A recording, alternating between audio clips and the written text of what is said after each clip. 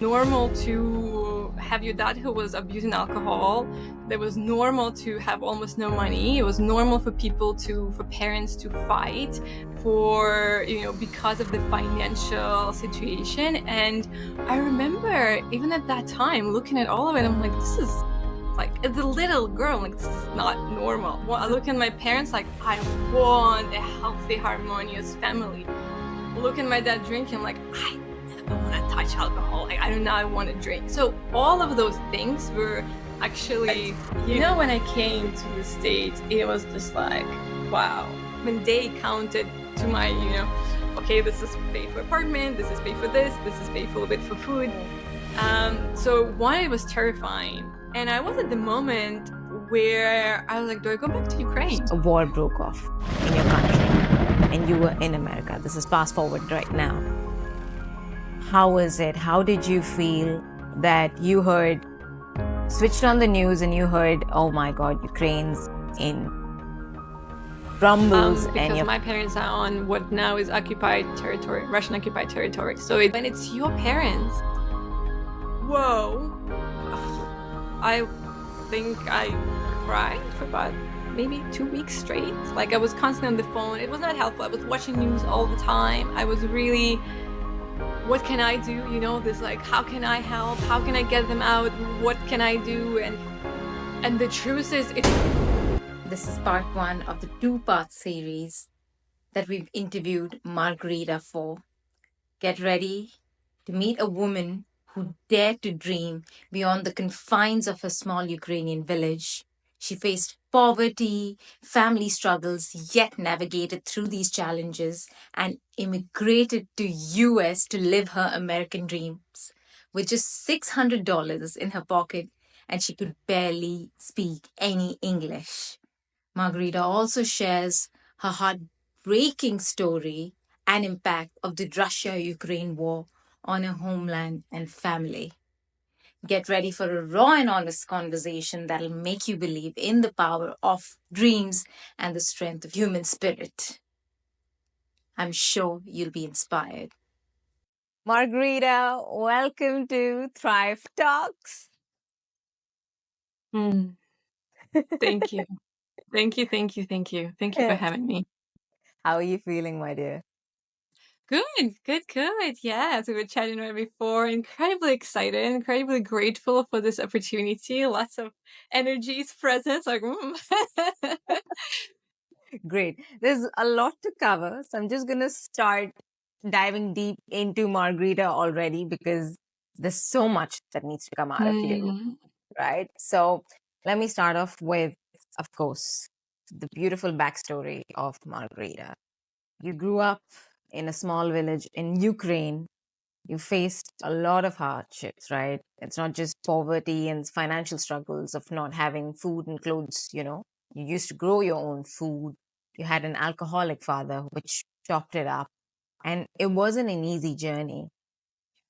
How was the whole experience? Wow.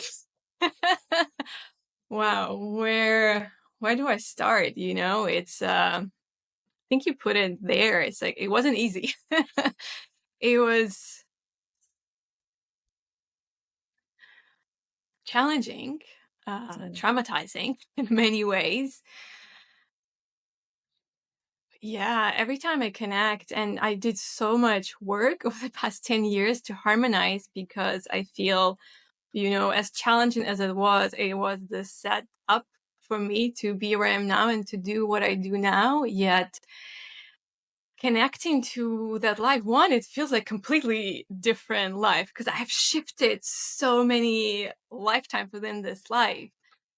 And it's even connecting to it feels far, yet I feel it's so important to also acknowledge and celebrate, right, how far we come from. And for me, it's honoring that younger self, that my inner child who went through so freaking much. Sometimes, like, how did I do it? Like, I have no idea. Like, honestly, like, my consciously, I'm like, no idea. But yeah, I was growing up in a small village in Ukraine. Yeah, I was born in 1991, so right after the Soviet Union separated. So it was like poverty, and my village, we had a very tough situation, but everybody around us had very similar situations. So it kind of was normal to have your dad who was abusing alcohol. That was normal to have almost no money. It was normal for for parents to fight because of the financial situation. And I remember even at that time looking at all of it, I'm like, this is like, as a little girl, I'm like, this is not normal. This is not why we come on earth to. No, it makes no sense. And then my parents would work all day long to make just barely enough money. It was not even enough for, pay for your gas, electricity, water. I'm like, how is this making any sense? So yeah, it was really, it was painful. It was traumatizing. There were moments where I wanted to honestly leave this planet. I didn't want to live anymore. I hated my life. Like, it was really full on. Yet, now I'm going into like the darkness of it. Like, it was not easy. And I was the youngest. And like, I have an older sister, and I felt like my parents loved her so much more than me. Like, there were so many aspects that, I was like, what am I doing here? Like, why is this so tough? While also saying all of it, now being here, I also recognize how all of it was setting me up, like, to be here and now to harmonizing all of those aspects. Um, and on many levels, I chose that. I chose the country. I chose the parents. As we know, as we grow spiritually, none of it was a coincidence. But just to, yeah, like, it was tough. And I can imagine. And it didn't stop there, right? You say No. that Yeah. you faced bullying in school, Mm, so much of social isolation that it would be so incredibly tough. You just shut yourself. So these yeah. influences naturally paved on from the childhood till your adulthood, isn't it? Like, how was that? At Yeah. home is one thing, but at school you faced another sort of Yeah. hardship. That was another, I was like, wow, like, not one thing, but I was like, okay, soul, thank you, I had to also have conversations with my soul, like, wow, did we sign up for this? Yeah, it was, ah, I think because of the upbringing, I was already quite shy and insecure. So when I went to school, and I think other sense it, they sense if you are a little bit, you cannot stand for yourself, and they take advantage of that. So I think, yeah, wow. To, I guess, expand on it, in school, I was hated by most of the girls. It's a small village, so we all kind of knew each other. It was small school. And the more we were going into teenagehood, when people were starting dating, I just was incredibly hated. But most of the girls of the school, because one of the guy who everybody likes asked me out and wanted to date, like those things. I was like, I don't want nothing to do with this guy. I just want to be friends with a girl. Like, I don't like, it created so many patterns for me to look into later on in life, in terms of, one, of course, not trusting people, and especially women, as called sisterhood wound, right? Like the woman wound, because I was like, well, I was picked on, I was once beat up, like, those things really. I was like, why? And I never understood why. I'm like, what did I do? Like, why everyone hates me so much? And not everyone. I had few friends. There were few people that were in my corner. But that created, one, distance from men, because I was like, whoa, attention from men is not safe. Looking beautiful is not safe. So let me cover up. Let me, put the ponytail, no makeup, because, like, not safe.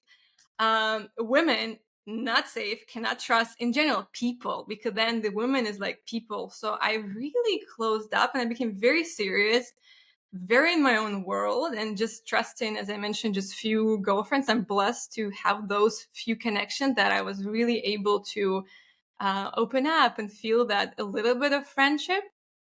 But then also, like, one friend just stopped talking to me. I was like, what? I had all this weird, like, I'm like, why? Like, I couldn't understand. So that added, I think, to my insecurities as well, to Mm. feeling of shyness and something's wrong with me. Like, if everybody so dislikes me, there must be something wrong with me. Like, at home, clearly I did something wrong, that my parents, constantly fighting. My dad is drinking.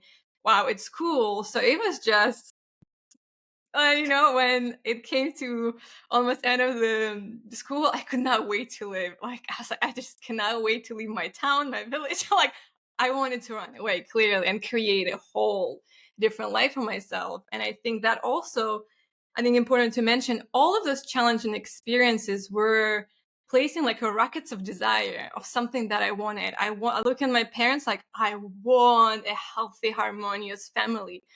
Look at my dad drinking. I'm like, I never want to touch alcohol. Like, I do not want to drink. So all of those things were actually, in a painful way, but helping me to clearly like see what do I want. Wow. Yeah, You were in like a pressure cooker, literally, if I yeah, can see that. And it's so, so, so prevalent, and we don't even want to acknowledge it. But finally, we are. That women were always pitted against each other, this whole mean girls attitude that, yeah, oh, if it was just like as if boys were trophies that we had to compete and like get mean yeah, and get so uh, violent about it that we yeah. didn't even know that we could be allies to each other and have a good Mm, childhood, isn't it? And yeah. you're, I mean, for me, your story just resonates so much with me that, oh, just Mm, because a guy like me and I hate, like, girls hated me because that guy, like, what was my fault? And yeah. all this just like plays in your mind so much, it just demoralizes you, isn't it? Oh my God. Absolutely. Yeah. So, Absolutely. wow. So let's see that, right? So pressure cooker and wanted a vision of a better life. So Yeah. this is what propelled you, is it? I would say so. I mean, well, one of those things were that I think there was something that, like the spark that we have as a kid that always was there. Since I think the other aspect that I can highlight is that since I was 5, I think around 5 or maybe, yeah, I had a girlfriend, another 5-year-old, who parents moved to Israel. And that was like, whoa. And there's something more, right? Because 5 years old, you see your village, you think that's what it is. And as a kid, I couldn't even comprehend what, different country was. And then she would send me pictures, and then she would write me letters. And then her parents, her grandma lived on my street. That's how I, were friends with her. And then her parents would send video cassettes, and they would show their life. And I'll be like, and there it's always summer, all like in Israel all the time. I think they were living in Eilat, the city. I know very little about it, but just from that, and it was showing me, she was always at the beach with her parents. They seemed happy. And I was like, I want to move. Like, I don't know where, but I really, really want to move from Ukraine. And that through my life growing up in my village, I would always gravitate to people who lived in a big city or moved to a different country. There would always be somewhere there, and I would be like, just, I just want to leave and move. And so that was another thing that was already there since really early on. And then I think all the experiences that were Mm. happening in my life were somehow I was thinking in that other lens somewhere, maybe Israel. That was my dream for a while because that's all I knew. Uh, and then became US because of the TV shows and movies, etc. Right? Wow. So, but it's yeah. So you're like, oh, okay. There's this other land, and it looks happy there. I want to go there. So yeah, And that paved way to the US journey. Now that's yeah, also another journey. But before I touch base on your whole epic adventure to the US, as a child, you say that you were always very spiritually inclined as well. Like you loved the whole, village shaman. You used to sense and feel energy and all of that. And you also were attacked by things at night, yeah, right? Do you yeah, remember any of those terrifying moments or what it was like? yeah. Ooh, yeah. Then I hope it's okay. Sometimes I speak like language, especially when we talk energy.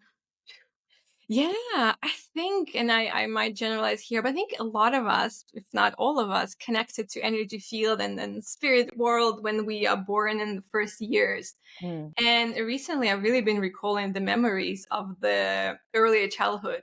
And what before I remembered, it's more like, when you're in your room and it's night and it's dark and it feels incredible. Like there's something you can feel it. Like there's in the room and it's dark So that was like just before like my memories, and it would be not so scary. It would, till very recently, were really scary time for me. Like I would run if I would go from, my parents lived like on the street here, and my grandpa literally and grandma across the street. So I would like run because it felt so scary in the dark. I felt like they were dark things. And I think also because my dad was drinking so much, it was also opening Mm. up a lot of and conflicts and just in general. But one that I remember and I can share, which I was sleeping in my grandma's house, and I did it very often because I didn't enjoy our home. So I would go to my grandma and it would be like more peaceful, more quiet. I felt more free there, and I would spend maybe almost every night sleeping at my grandma's house. But we also were across the street, so. And I was sleeping in my bedroom in the grandma's house, and it was dark. And I could sense there's something in the room. I cannot see it, but I could sense the presence. And it didn't feel like angelic. It felt dark. And then I was like, go under my covers. I'm like, if I'm on my covers, I'm safe. So I am under my covers, and then my bed starts to shake. Like something is shaking my bed. And I'm almost like, as a child, almost like doing my pants. I'm like, what is this? And I was so scared to like, but then my mind, because material world, I'm like, but there's nothing here. It's like there's no one in the room. So I'm like, I'm safe. I can just like open my covers. And I open my covers, and the bed keeps shaking, and I don't see anything. But it's like, and then I hear these noises, or I have goosebumps now because I like, bringing it back. And I was like covering myself up, and then something starts to choke me, and I just lost it, and I couldn't scream, and I couldn't say anything, and I called angels. Or my grandma was a religious god, and we had Jesus Christ and Mary, Mother Mary and Mary Magdalene like pictures all over it, including my bedroom because it was my grandma's house. So I started calling on them, and then I just fell asleep. I don't know what happened, but I was terrified, and after that I didn't really sleep at my grandma's house. Whoa. So that was yeah. Meh. We're laughing at the moment, but I can only imagine Mm. how many Yeah. of us remember such instances saying, oh my God. I mean, dark always, Yeah. people were Yeah. always afraid of dark, and children especially, and we never know this. But Yes. yeah, you've got to Yes. accept that there is a realm that we don't see. And these experiences actually confirm that. So, Absolutely. wow. Like, Yeah. but it's just that we know that there's something greater, and like how you called Yeah. upon Jesus, Mother Mary, all of them, just to protect us. I think that's very important to understand that that's what happens when you go into the spiritual world, that understanding that there's everything, but you always have protection. And wow. Yeah. Wow. Yeah. But your whole mystical journey is another whole episode, but I want to come back now and Yeah. bring back Margarita, where she went through a whole gamut of not just seeing so much tension in her family and so much of ruckus in her school years. And then the big hit, right? The US adventure. How did that start? Yeah, the US chapter. And I shared with you more before and privately in terms of synchronicities and how my life has been a lot guided by synchronicities. And I feel to share something even on the previous. Like, I'm laughing now about those experiences, but I want to make clear I'm laughing now because I'm harmonized those Hmm. experiences. Like before, if I would speak about it, it was terrifying. Yet when we start to, as you mentioned, expand, understand what the darkness is and what the light is, there's really nothing to fear. So now I'm able to laugh about these experiences, but I also acknowledge all of those who maybe have and still experiencing certain things that, yeah, it can feel really intense and terrifying. Yet, yeah, we have help, as you mentioned, and it's That's right. always there, our guides, our beings of light. And the more we expand our consciousness and understand, yeah, the more magical the journey is. Beautiful. US chapter. Oh my goodness. Yeah. How did it start? So I already mentioned the Seeds of Desire of all the different movies and TV shows like Friends. I love TV show Oh, Friends. I loved who Rachel. doesn't? I know. I still sometimes watch it, for some laughs. And I wonder because then, my career was in fashion. I wonder because Rachel was in fashion. I'm like, did it unconsciously, I actually did that because of that. So I don't know. That we can explore later. But when I went to college, I was able to beautifully manifest, open up an opportunity to go to a big city for college and met some great friends. It was really a new chapter for me because I was in a big city. Like things were opening up for me, like restaurants or movie theaters, which I didn't even know existed, or like I knew it was existed, but I didn't like we didn't have any restaurants, we didn't have any movie theaters where I grew up. So theaters, actual theater, it was just so music. It really started to open me up. And I was meeting this incredible, more mature people who didn't like pick on you, for little things. And as we were in college, there was this program which was ran for the past years of work and travel, where students were able to go for 3 months of a summer to go to the US to work for 3 months. Then you have a month to travel, and then you Mm. come back home. And what we knew, a lot of people from our university would actually go, and many would not come back. And I was like, okay, this is interesting. And they would, start their life there. Some get married, some find jobs, some, all the different things that people do to create a different life for themselves. And and I was like, oh wow, okay, maybe, that could be. And on the third year of college in Ukraine, quite a few of us were like, let's go, because after 4 years, you graduate and you won't be able to have this opportunity. So my best friend and my other really close friend, like, let's go. For me, we didn't have any money, and that program costed, I don't remember, maybe a little bit over $1,000. Like you pay for um, the people who organize the thing, you pay for your tickets, for plane Mm. ticket, and a few other things, and then you need to have a little bit of money to bring with yourself because until you start working.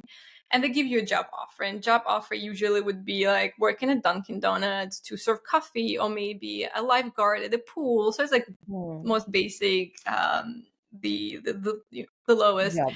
rate salary. Yeah, so I was like, okay, this could be amazing. And I honestly, when I came, I didn't plan on staying. To be honest, I was like, sounds like amazing opportunity. I feel if I go and I learn English, when I come back, I will be much more Valued. valuable in the workspace, right? I'll speak English. I traveled. I never traveled outside Ukraine or Russia at that time, so I was a really limited world that I experienced. So yeah, and then some magic happened, and actually I was able to, receive the money, and I went on this journey with my best friend, actually another friend who was supposed to go, and it's amazing. I mean, so my friend, she was roommate at the time. We were from the same village. Her name is Catherine. We're still good friends. I love her dearly, and she's still in Ukraine. And she really wanted to go, and her dad was all like, yeah, let's go, like, and they were much wealthier than my family. My dad was, no way, Margaryta's not going anywhere, and we had no money.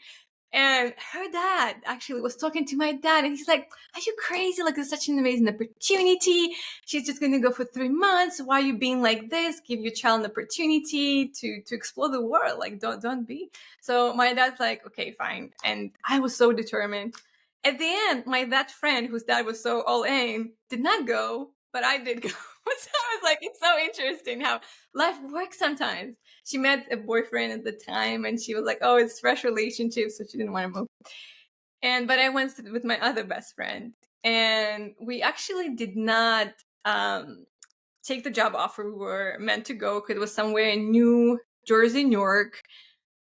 Knew nothing about it. Googled. Apparently, was incredibly violent and just not the best Mm. place to be. And we're like, this might not be the best one for us. So we came to New York. We went to Brighton Beach, which is like the Russian community, and yeah, started there. And after 3 months, we decided to, let's give it a try and see. We can always go back to Ukraine, but when I came to the States, it was just like, wow.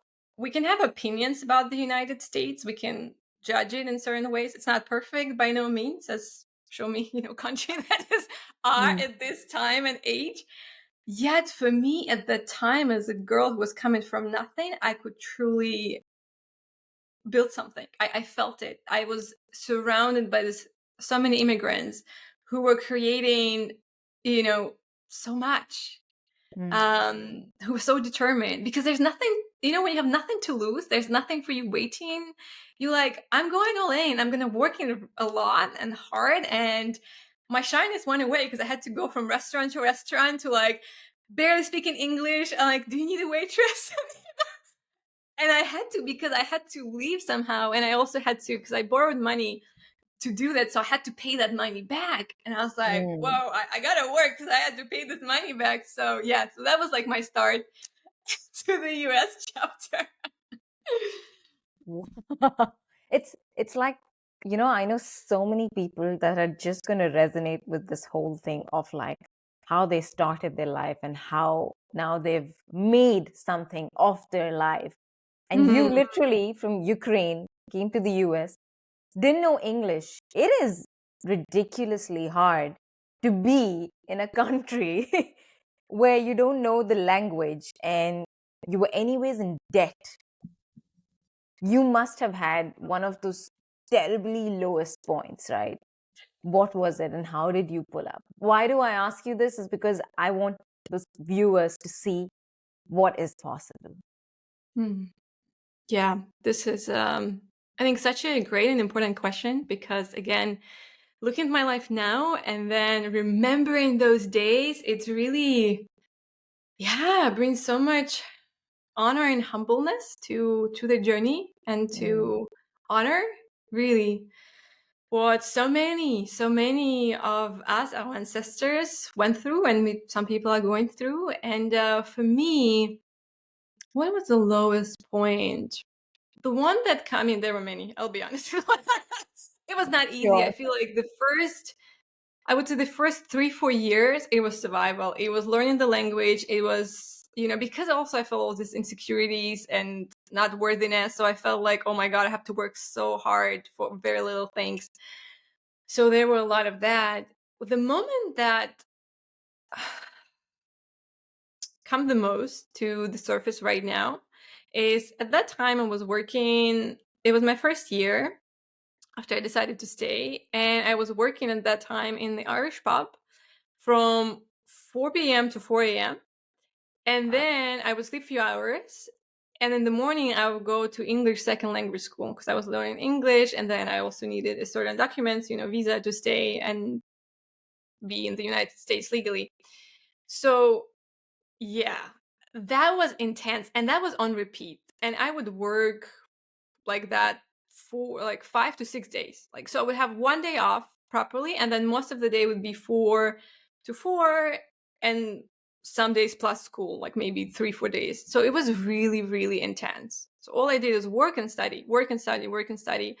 I had, to save money. I wasn't eating properly. I clearly wasn't sleeping properly. So there was no exercise.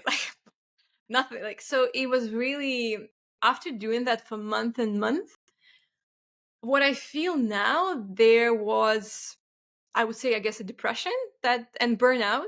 But I Mm. didn't have those words. I didn't know it. I just felt miserable. It was kind of autopilot. I would just wake up and do the thing, but emotionally kind of dead. And then one day I wake up and I cannot move. Like, I cannot leave my bed. And I was living in a small studio with a roommate. My roommate at that time was like this older Brazilian lady. Whoever's in the US, I found that apartment on Craigslist, which, it's like a very shady right now site. But that time it was, proper thing to look for roommates. It was like a small studio, but in Times Square. I really wanted to live in Times Square in New York. So that was, aspirations. But I was living with my roommate, and she looks at me. She's like, "What's up? Like, what's happening? You don't look good." And I was like, I have no, like, I cannot leave my bed. So she's like, "Okay, let's go to emergency room." So she takes me, like, I'm barely able to walk. We go to emergency room, and they check me. I don't know how emergency room work. It was like, really, what's this place? Yeah, but they, do the thing. Then they tell me, I'm like, you just exhausted. You just need rest. Like, there's nothing wrong with you in terms of like all the organs, all the systems work well, but like, you are exhausted. and just rest. One, for me, resting meant no money.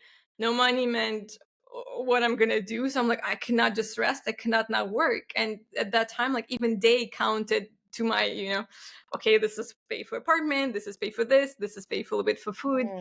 Mm. So one, it was terrifying. And I was at the moment where I was like, do I go back to Ukraine? This just feels extremely hard. Like, wow, I'm in my early 20s. I was, what, 21, 22 at that time. All I do is work. I don't have a family. Like, I don't have, like, I had some friends, my best friend, but we kind of started to go separate ways. We chose different paths at that time. And I do no one in there except for her, but she was always there for me still. Like, and I'm grateful so much to her. And no family. It's not like, when you're sick or, you need Mm. food, you need money. Like, oh, my parents are there, my cousins are there, my best friends. You know that they're there for you. When you're in a different country, like, no one's here for me. And then I'm getting this huge bill. Also, United States, you know how healthcare works, right? And especially if you go to emergency room, I get this bill. I think it was over $1,000, and I'm like, no way for that visit. I'm like, there's no way. I'm like, how am I gonna pay this? Like, it was terrifying for me. And thank God to my classmates in the English second language school, which was all many incredible immigrants from all the different parts of the world, from Turkey, Africa, Italy, like, it was a great India, Russia melting pot. And everybody had tips and tricks. And they're like, oh, you can say, that your dad, you don't have much money, that you are from Ukraine, you can do this, you can do that. And actually they can like lower your bill if you prove that you are, very low income. So I did that, thank God. And they actually waived my whole bill. So that was a miracle. I don't think that's still happening. And I don't even remember what I did. It was like, what, 12, 13 years ago. But anyways, so that was for me the moment of such a low. Like, I have never felt so kind of dead inside and depressed and disappointed, because I was like, oh, I'm going to build this amazing life. And then all I do is work nonstop. Clearly, my health is not doing super well. I feel depressed. And yeah, that was not easy. That was really a moment of like, lots of crying, missing my family, missing the known life, missing the ability of family support. No matter what my family is, and then, how the childhood was, I love them tremendously, and they love me tremendously. And now we are quite close because of all the growth journey that I've been on, and shifted my perspectives, and they've grown and they've changed, and the life, of course, evolved. So yeah, it was really wow. Intense, isn't it? Yeah. And it's not like right now where we have like mobile phones and WhatsApps and, calls and Yeah. video calls. I think at that time, you didn't even have anything to like call them and see them every day or even a month, or you would go like months without even speaking to them, isn't it? Yeah, it was definitely like every 2 to 4 weeks we would connect. It was very rare. It was Skype at that time, but we had to like arrange the time. The internet wasn't as available as it is now. Yeah, Yeah. it was a very, very different time. And yeah, I also felt with this independent, and I left, independent spirit. I left. I can do everything by myself. I also didn't want to share with them because I know how painful it would be for them. Like, if I tell them that I'm suffering here, well, they will be in pain and all of us in pain. I felt like I wanted to So protect true. them by not sharing, which I don't know, that's a good idea, but that was my strategy at that time. So they didn't even know what I was going through. I'd be like, yeah, I'm great. US is great. And I think it comes from that perspective also that, yeah, I want to do something and stay here instead of them getting worried and calling me back as well.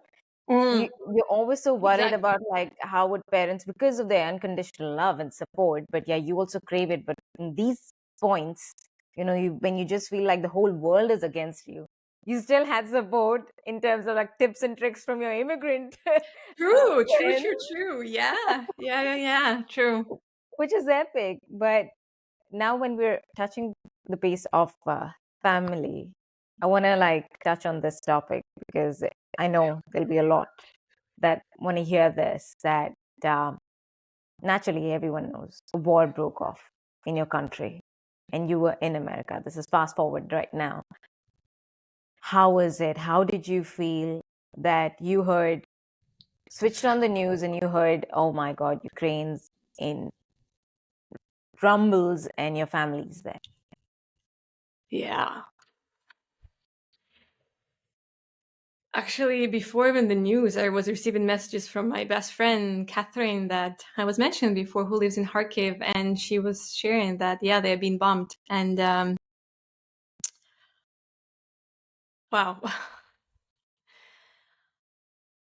It's like heartbroken, terrified, in pain, sad, rage, disbelief. Like, I don't know, I was moving through so many emotions because when it's your family, it's very different. You know, we see conflict around the world and we feel it, and it aches in our hearts. When it's your parents, whoa.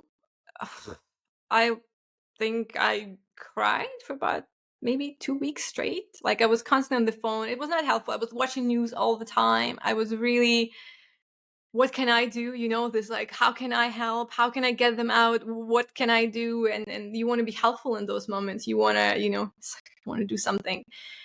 Yeah, it was intense. It was,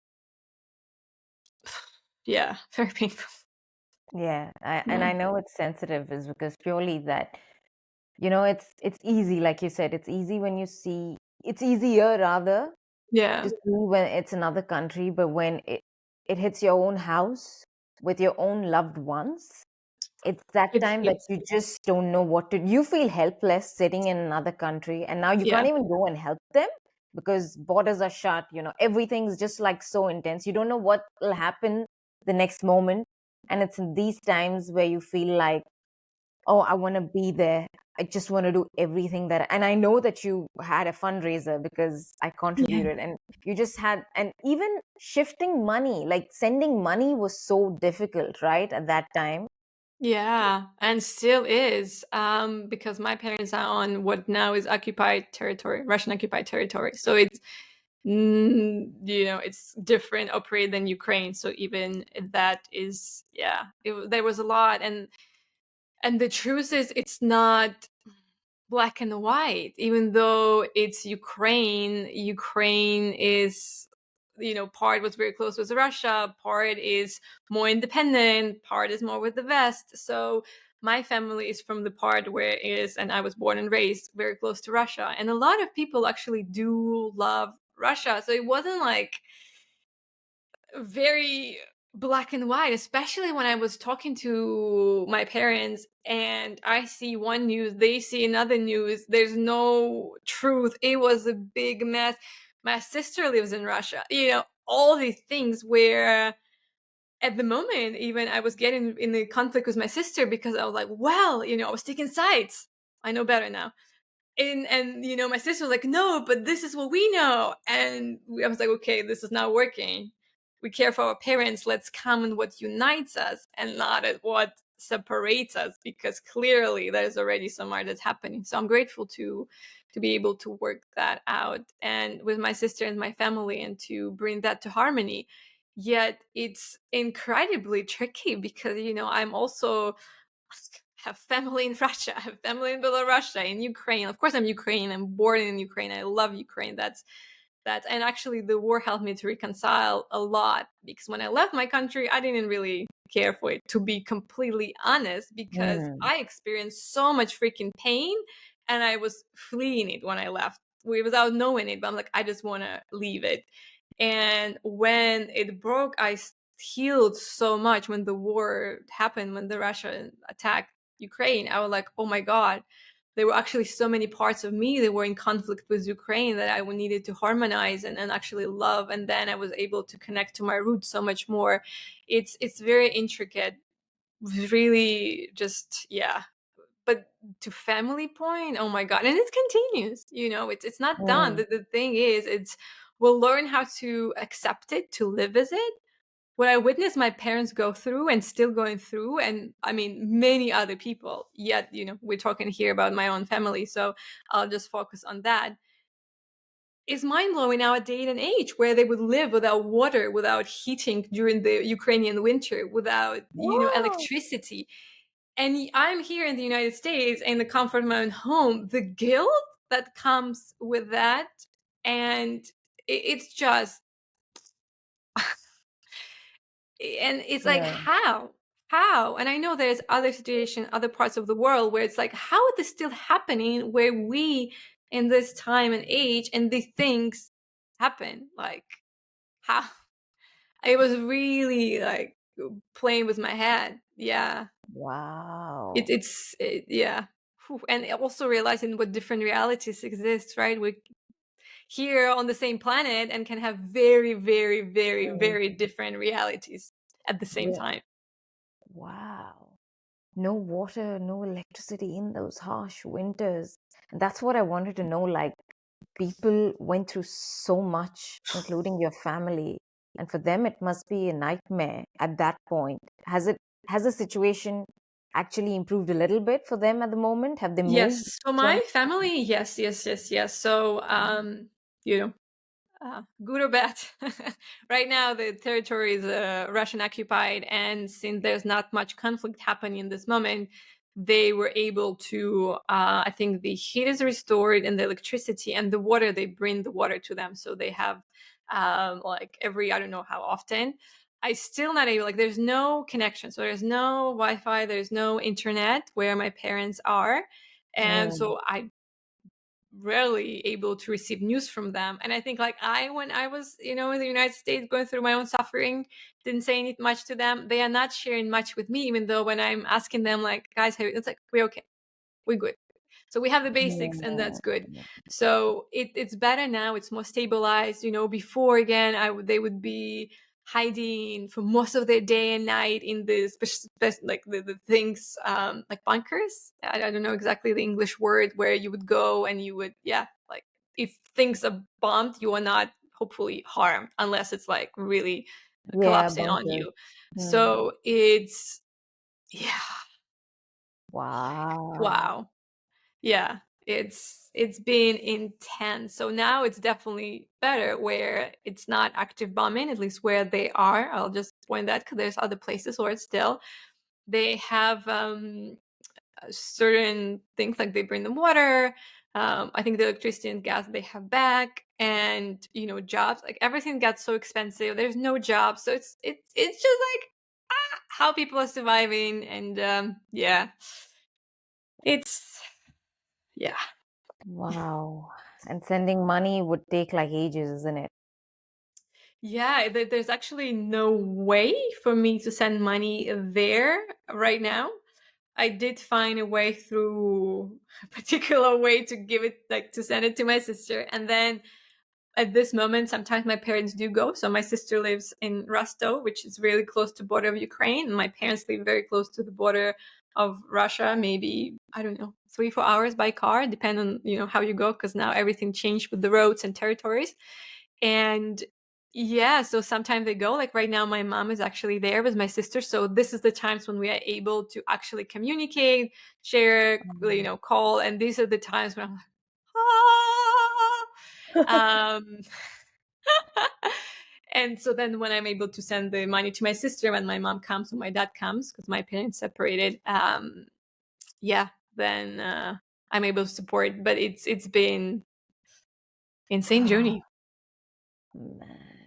This is what, like, we don't even get to know firsthand what happens in a family which is hit by all these political agendas and wars, and you just gave a feeler to what it feels.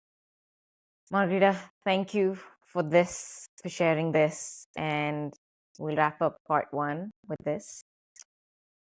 And stay tuned, guys, because part two is all about Margarita in fashion, in the fashion industries, with the walls of Fendi and her spiritual growth and her journey, all about trans channeling. So stay tuned for the next part. Thanks for watching.